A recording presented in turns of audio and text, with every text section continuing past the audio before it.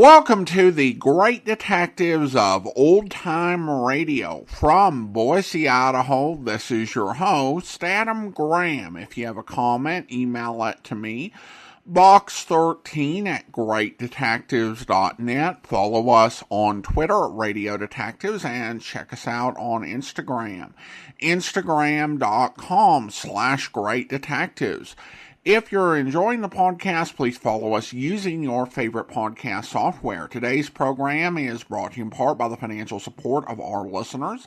You can support the show on a one-time basis by mailing a donation to Adam Graham, P.O. Box 15913. That's P.O. Box 15913, Boise, Idaho 83715. You can also become one of our ongoing Patreon supporters for as little as $2 per month by going to patreon.greatdetectives.net. Well, now it is time for this week's episode of Dragnet. The original air date, May the 18th, 1950, and the title is The Big Pug.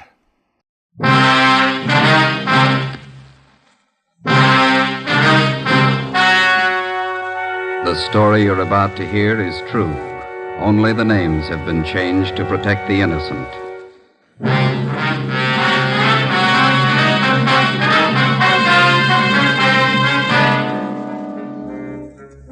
You're a detective sergeant. You're assigned to robbery detail. An elderly woman on her way to the bank has been robbed and beaten senseless. The suspects are cruel, ruthless. Your job, get them.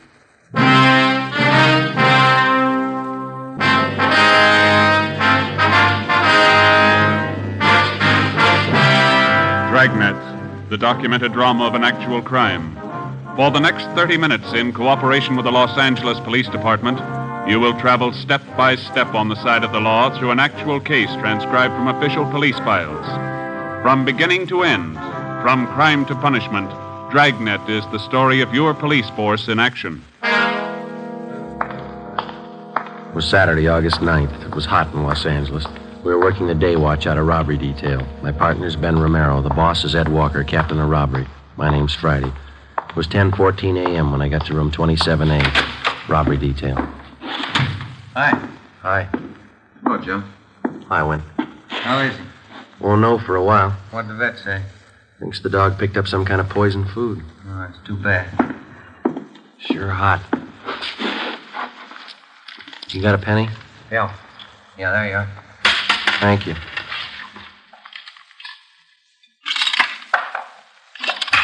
Somebody poisoned, huh? Yeah. That's what the vet says. I never could figure why some people poison dogs. I don't understand some people not liking animals, but I can't see why they poison food and then just toss it around wholesale loss.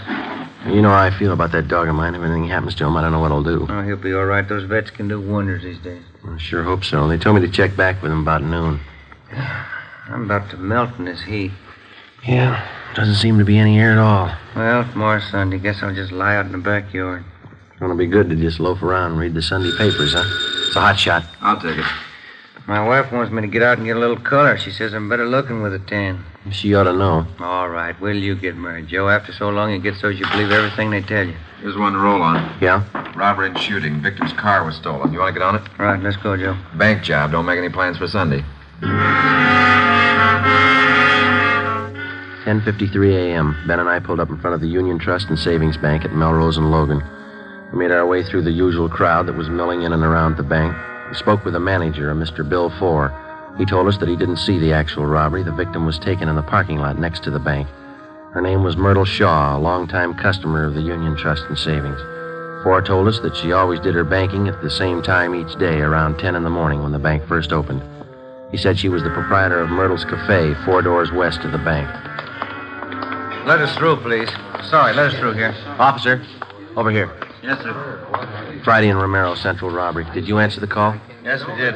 Freeman and Welsh, Unit 13R. Ambulance just left. Victim didn't want to go to Georgia Street, said she wanted her own doctor. Okay, is she inside the cafe? Yeah. Let's go in, Ben. Are you Freeman? No, I'm Welsh. Freeman's inside. See if you can clear this crowd a little, will you, Welsh? Right. Thank you. All right, you've seen everything now. Now, let's move along. Come on. The block on the street there.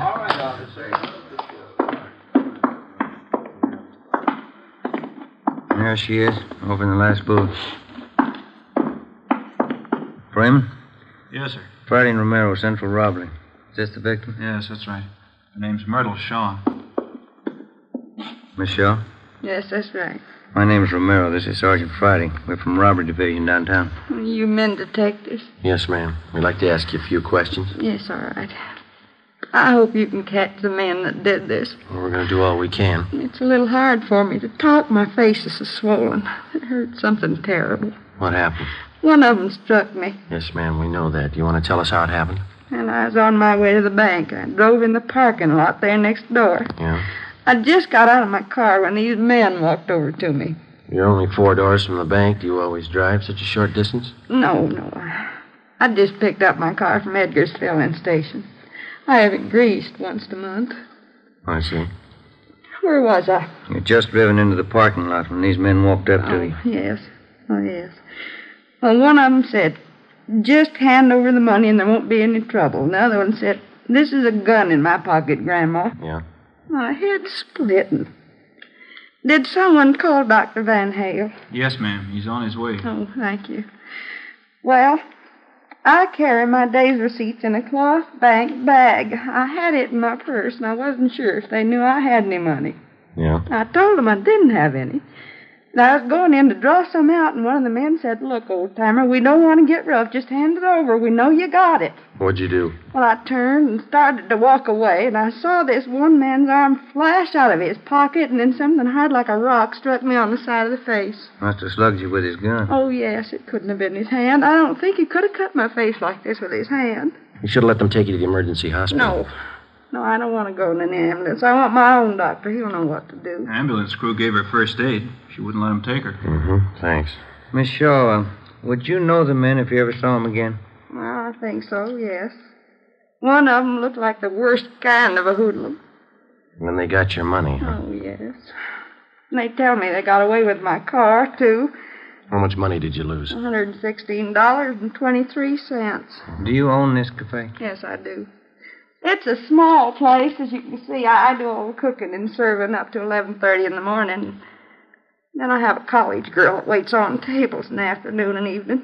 Do you think those men have ever been in here in the cafe? No. Have you ever seen either of them before? No, I never laid eyes on them before today. How about the girl who works for you? You think she's ever seen them before? I don't know. You can ask her. She should be here soon. What time is it now? 11:20. Yes, she'll be along any minute. Oh, I wish there was something to stop this aching. We know you must have a lot of pain, Miss Shaw, but we've got to ask a few more questions so we can get right on this. Yeah, I understand. I'll tell you all I can. All right. Ben, do you want to get the dope on the stolen car and a description of the man? I'll call the office. Right. Say, is there a payphone I can use here, Miss Shaw? Yes, right over there behind the fountain. Thank you. Do you need change? Yes, ma'am, I'm afraid I do. Well, just help yourself in the cash register there. Thank you.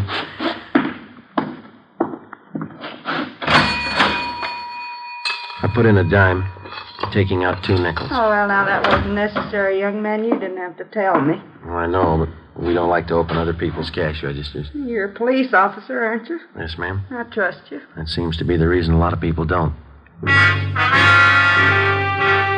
I called the office, and as fast as Ben repeated the information, I phoned it in. The detailed information was broadcast to all units. The stolen car was a 1946 green Ford sedan, license number 1X-ray 1898. All units were instructed to be on the lookout for the car, and if found abandoned, to notify robbery detail immediately and to keep the car under surveillance until we arrived. I called in a description of the suspects and the fact that the money was taken in a cloth bag stamped Union Trust and Savings. Myrtle Shaw's doctor arrived, and she was ordered to bed for rest and treatment. Ben and I interrogated all the possible witnesses in the parking lot, and we found only one man who saw the actual robbery. His story compared to that of Miss Shaw's, but he could add nothing more. We talked with a young college student who worked in the restaurant. She didn't think she'd ever seen the men in question. We drove back to the city hall and went to the stats office. They made a run for us on the descriptions and M.O. that we had, and we pulled the packages of all possible suspects that the machine sorted out. We narrowed and sifted the 24 possibles down to 12. We took the mug shots out and showed them to the victim and the one witness. They could not identify any of them as the 2 men in the holdup. 2:35 p.m. Saturday. We started to canvass the neighborhood, door to door. Webb takes care of Logan Street for 1 block, both sides. Want to start here on Melrose? Okay. Let's try this drugstore. I'm on fire. Paper says it's supposed to hit 99 today. I believe it. Come on. Yes, sir? Police officers. We're looking for a couple of men. Here's the descriptions. I wonder if you'd read this and tell us if you ever seen them. Yes, sir. We got time to have a coat. No, we better not. It's getting late. No, I'm afraid I've never seen anybody who answers either one of these descriptions. You sure? Yeah, quite sure. Thank you. I'll have to have that back. Oh. Let's go.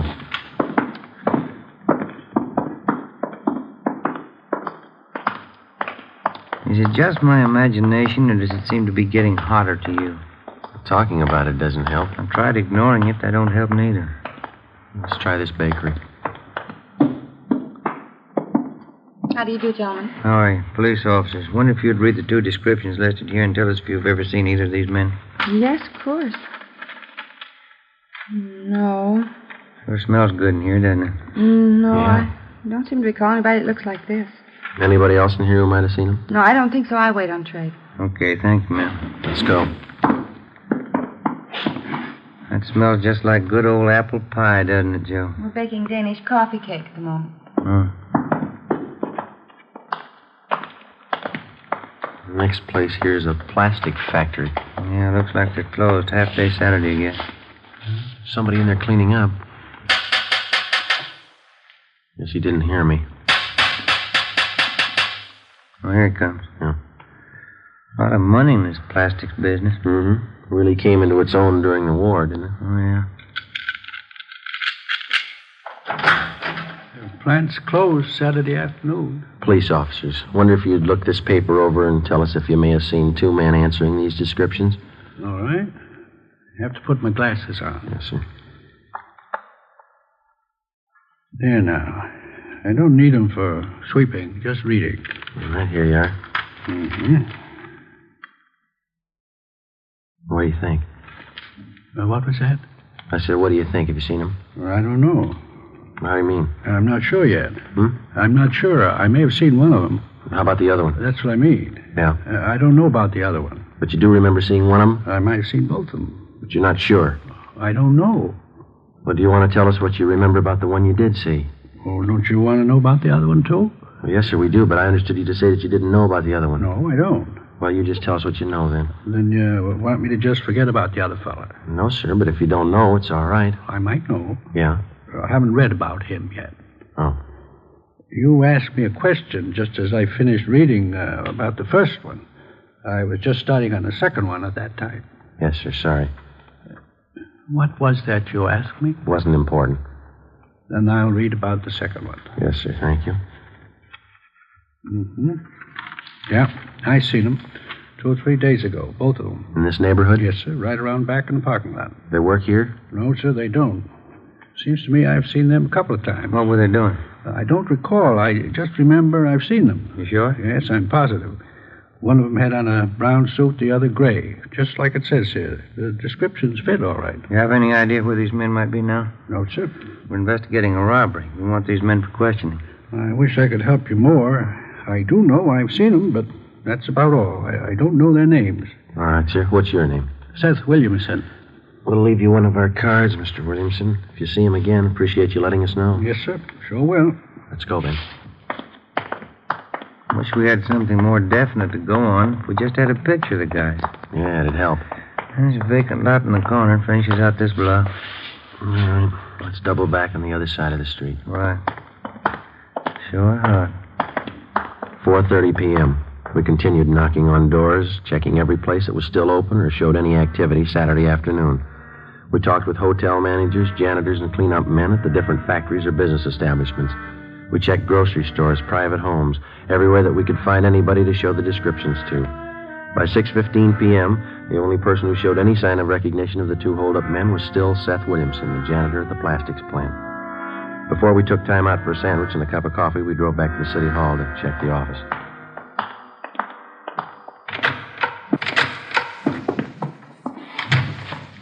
Hi, Friday. What do you say, Marty? A couple messages for you here. Thanks. What's the matter with you, Romero? I'm dehydrated. That sun almost fried me. Oh, Joe, that one call there's from your mother. Said tell you a dog's out of danger. Oh, that's fine.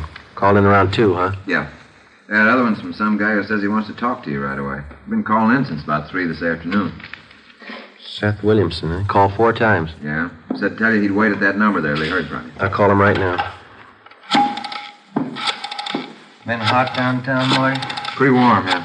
Any kickback on that stolen car? No, not yet. Benson Plastics. This is Sergeant Friday, Police Department. Oh, yes, I'm glad you called me back. I think I've got a little more information for you. Yeah? Those 2 fellas you were looking for, did you find them? No, not yet. Well, I just remembered what they were doing out back there in the parking lot. Yeah? They were taking pictures Of what? of the 2 girls that was with them. I remember now. There were 2 young women with them. One was a blonde, and the other I don't recall. How were they dressed? The blonde had on a white shirt of some kind and a black dress. That's all I can tell you for sure.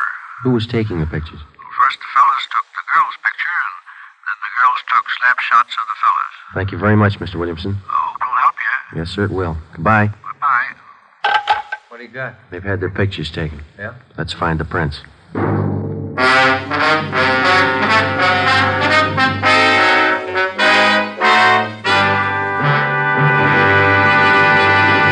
You are listening to Dragnet, the case history of a police investigation.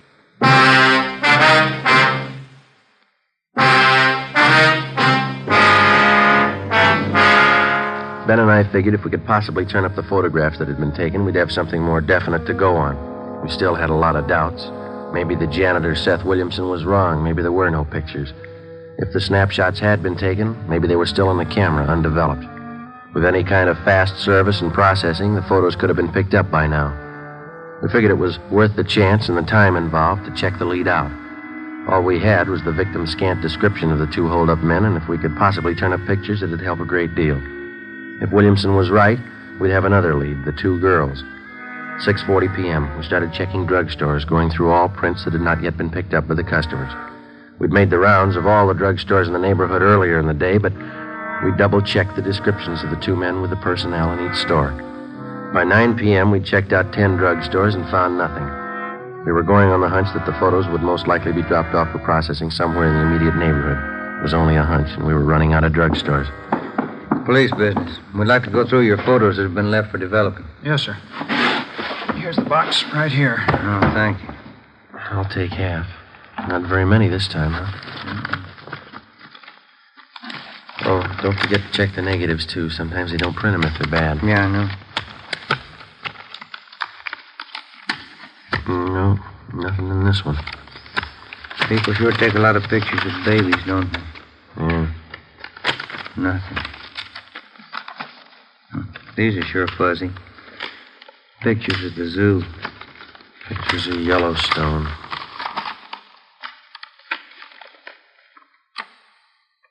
Ben. Yeah? Pay dirt, maybe. Let me see. 2 guys. 2 girls. One's a blonde, white blouse, dark skirt. Look close. Well, let's see. Left by a Marion Lang, 223 East Bexel. Oh, Claire. Yes, sir? You want to double check us on this envelope? Yes, sir. This date and time right here, 3:30 p.m., August 6th. Yes, that's correct. That's when the films were left for processing. 3 days before the robbery. Did you ever see this woman in the picture before? Let me see. This Oh, one? yes. Yeah, she comes in here quite often. Miss Lang is her name. How about these men or this other girl here? No, I've never seen them. When were these prints supposed to be picked up? I waited on her. She told me she'd pick them up yesterday. Well, we'll have to take these photos along with us. They'll be returned. All right, sir. How will I explain this to Miss Lang? If this is the right address, you won't have to.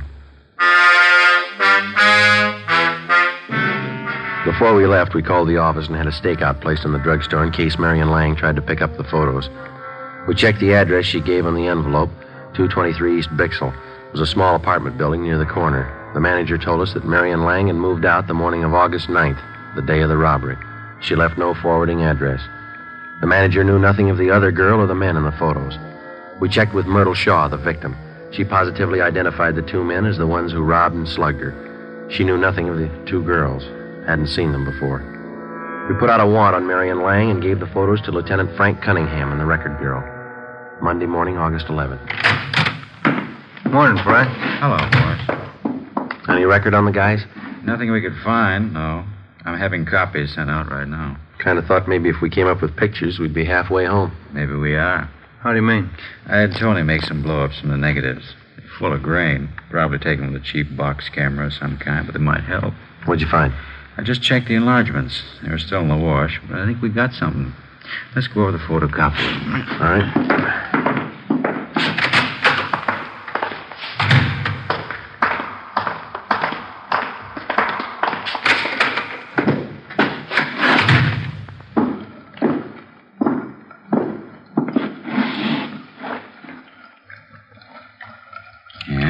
Good and clear now.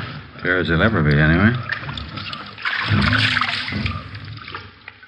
There we go.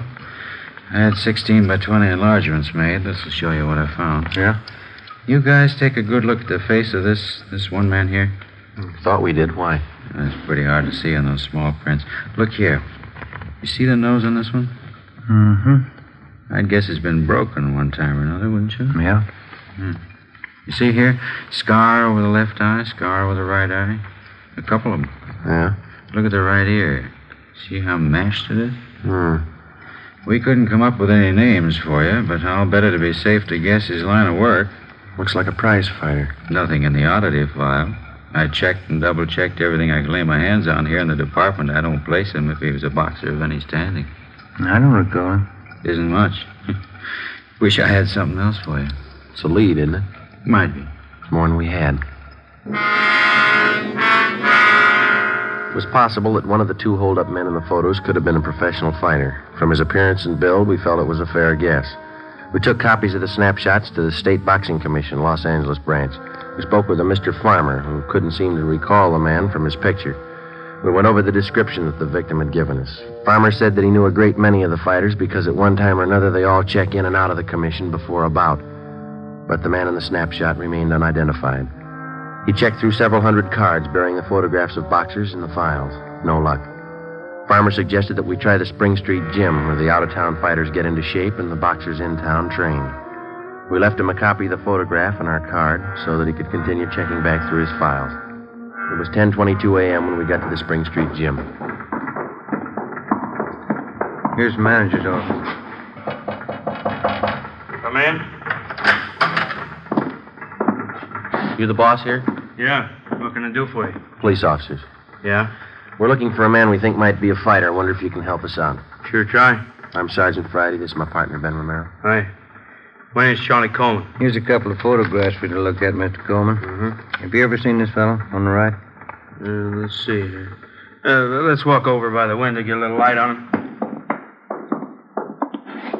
Wait a minute. Used to work out here all the time a couple of years back. Name's Billy. Marshall. Yeah, that's right. One of them named Billy the Kid Marshall. Is he still around? Oh, gee, I couldn't tell you. It's been a good 2 years since I seen him up here. Any idea where we might locate him? I doubt it. Used to be a Benny Farber stable. Benny's been to East now over a year. Let me check back through my locker listings. Maybe I still got something on there. Yeah, let's see. Out cards. Yeah, that's what we want. Let's take them over here by the window where we can read them. As I recall, Marshall wasn't much of a fighter. Farber nursed him up through the prelims, got him in the semi-windups. He started hitting the bottle. Played the dames. Oh, yeah, here we are. Can I see that, please? Oh, sure. Here we are. Okay. Billy the Kid. Big, beefy boy. Real sucker for right cross. 1637 Carver Avenue. That's the last address you got on him? Whatever the card says, yeah. Real sucker for the old right cross. Thank you very much, Mr. Coleman. You're welcome, boys. Anytime. What's he done? We just want him for questioning. Oh, I see. If you should hear from him, don't tell him we're looking for him. Let's go. Thanks again. What do you think you did wrong? I don't know. How do you block a right cross? We called the new information into Captain Walker, and he sent a crew of men to the Boxing Commission to check further. 1637 Carver Avenue. It was a cheap rooming house on the west side of town. Marshall hadn't lived there for over a year and a half. The landlady gave us a forwarding address. The next place hadn't seen him for a year. We kept checking and rechecking, going from one end of town to the other. Each place was a little better than the last. It was easy to trace Billy the Kid's rise in the fight game, such as it was, by the condition of the places he lived in. We covered 6 different rooming houses, boarding houses, and apartments. Each time his residence had been a little more recent. 5:15 p.m., Monday, August 11th. We pulled up in front of the Sunflower Hotel, 433 Banyan Street. Rates, $2 a week and up.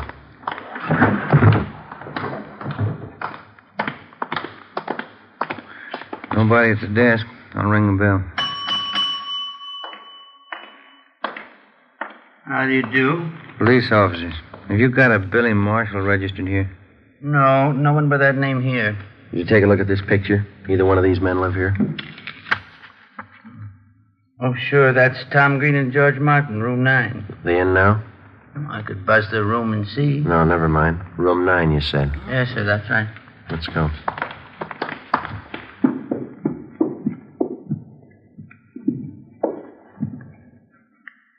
Room 9. Cover me. Right. Yeah? Special delivery letter. Slip it under the door. You have to sign for it.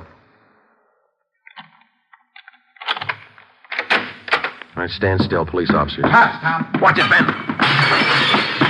Take the other one, Tom.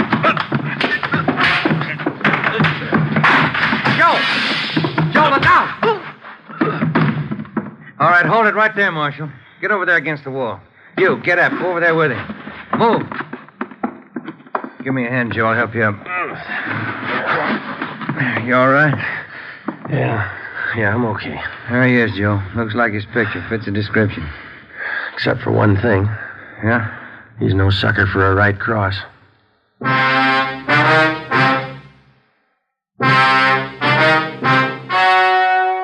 story you have just heard was true. Only the names were changed to protect the innocent.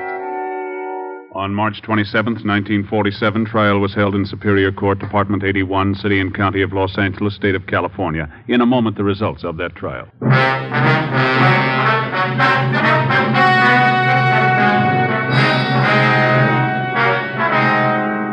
Both William Marshall and his accomplice were found guilty of armed robbery and grand theft auto and are now serving their terms as prescribed by law.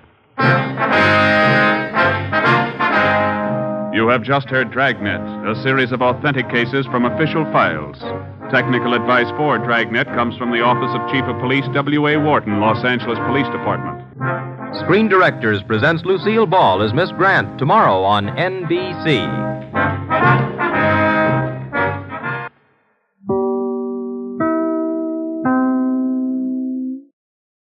Welcome back. Joe Friday's dog is something I'd forgotten about because it's never really talked about again. There was a period in the early 1950s when Dragnet tried to give Friday's character definition. They gave him a living situation and living with his mother. They worked in a girlfriend who, like the mother, was a recurring character, and here they gave him a dog. These sort of efforts came to an end as Friday just became an iconic representation of the police and that a personal life became kind of superfluous. Dragnet offers an interesting study in communication dynamics. Everyone speaks the same language, but they communicate differently, and Dragnet does a really good job of capturing the nuance of how people interpret and respond to the police's question. And I thought that was a great example of that in the way the janitor answered. Of course, the big clue that ultimately leads them to the suspect is not something that would work very well today, given that the vast majority of amateur photography and professional photography, for that matter, is on either people's phones or digital cameras. Although I guess if the janitor could somehow identify that they were using a 35mm camera or something, that would be a lead, and they would have a whole lot fewer places to go to look at film rolls being developed, and a whole lot fewer pictures to look at. And I also have to say, there was a bad job by the boxing guy. There was one item on the scouting report for this boxer, and it was wrong. Either that or Joe Friday's got a really bad right cross. Well, now we turn to listener comments and feedback, and we start out with Emmett. And Emmett comments on YouTube regarding the Dangerous Assignment finale. And he writes, I'm sorry to see this show go. It was truly surprising that no mention of it was given on the show. Usually they'd end a show's run by saying we hope to be back someday or something similar. Here it was just a quiet winding down to an unceremonious end. Farewell, Steve Mitchell. Well, sometimes there is a bit more ceremony and openness to, maybe we'll be back, which I think probably in 1953 they knew they were not going to find a radio sponsor for Dangerous Assignment, and certainly this was not going to be worth his time to do at the rate you could earn on a sustaining radio program. And while a lot of final episodes are missing, we've heard a few, and it really does vary a bit as to how much of an acknowledgement of this being the last episode we'll get. And there are plenty of episodes, even the very last episode of yours truly, Johnny Dollar, the end of the golden age of radio, you really would not know it listening to either that program or the suspense episode that was following it, that this was the end of series that had been on the air off and on since the 1940s. On the other hand, a couple years back, when we played the finale of The Man Called X, Herbert Marshall essentially had a full curtain call to mark the end of the series, which had been running for, in this case, off and on for 8 years. So it does vary. I think I appreciate the ends where there's more of an acknowledgement that it's ending, and that, or at least a particular season is ending and they don't know if they'll be back or they hope they'll be back. But sometimes they just don't give it to you. And then we also have a comment on the end of Dangerous Assignment from Brains Benton on Instagram. I'm sad to hear this last Dangerous Assignment. I really enjoyed this adventure show. I've started to watch the TV show and might like it a touch more just because of Brian Donlevy's on-screen charisma and the sparkle in his eye when he delivers some of his one-liners. Also, thanks for explaining Herb Butterfield's role in old-time radio history a few weeks ago. I always thought it was odd that he got the same billing as Don Levy when he only shows up in the first 2 minutes of each episode. Looking forward to the new series next week. Well, thank you so much. Appreciate the comment, Brains. And the thing with Butterfield on Dangerous Assignment, particularly I think in the early episodes, he would show up as the commissioner at the start of the episode, but he would often double up in another role in the series. I think that became less common in the 1952-53 episodes with the shorter time frame. They tended to fill all those roles with the guest stars. And then also we have a comment on the listener survey from Eric. I really appreciate your sharing your and other people's comments. Well, thank you so much, Eric. And now it's time to thank our Patreon supporter of the day. And I want to go ahead and thank Sarah. Sarah has been one of our Patreon supporters since July of 2020, currently supporting the podcast at the Seamus level of $4 or more per month. Thank you so much for your support, Sarah. And that will actually do it for today. If you're enjoying the podcast, please follow us using your favorite podcast software. And if you're enjoying the podcast on YouTube, be sure to like the video, subscribe to the channel, and mark the notification bell. All those great things that help YouTube channels to grow. We'll be back next Saturday with another episode of Dragnet. Join us back here tomorrow for an encore Johnny Dollar Omnibus. But our regular lineup resumes on Monday with the Adventures of the Falcon, where I'm calling from a phone booth, and I'll mail you the money for your fee. All right, what do I do to earn it? I want to get rid of my boyfriend. Rid of him? Yeah. I'm hoping you can have him put in jail. Oh, for a minute you had me worried. Well, you may still have something to worry about. He plays rough. What's his name? Murray Ross. Oh, I see what you mean. I've just been reading about him. Yeah, it's in the papers. The police questioned him, but they couldn't prove anything. But I know he beat up that man because he wouldn't join Murray's outfit. They want to corner all the numbers men in town. Who's they? Murray and Al Burkett. Uh-oh. Is Burkett in this deal? He is the deal. Murray just runs the West End for him. Uh-huh. And just where do you fit? I don't fit anymore. That's just the trouble. I've been going with Murray, but I want out. And he has other plans for you, huh? That's right. My only hope is for him to be picked up. But so far, nobody's been able to prove anything that would stick. What makes you think I will? Well, I have to do something. I've heard a lot about you, and I've got to get away. I simply got to. Even if it means sending your boyfriend to jail? He hasn't left me any... I hope you'll be with us then. In the meantime, send your comments to box13@greatdetectives.net. Follow us on Twitter @Radio Detectives, and check us out on Instagram. Instagram.com/Great Detectives. From Boise, Idaho, this is your host, Adam Graham, signing off.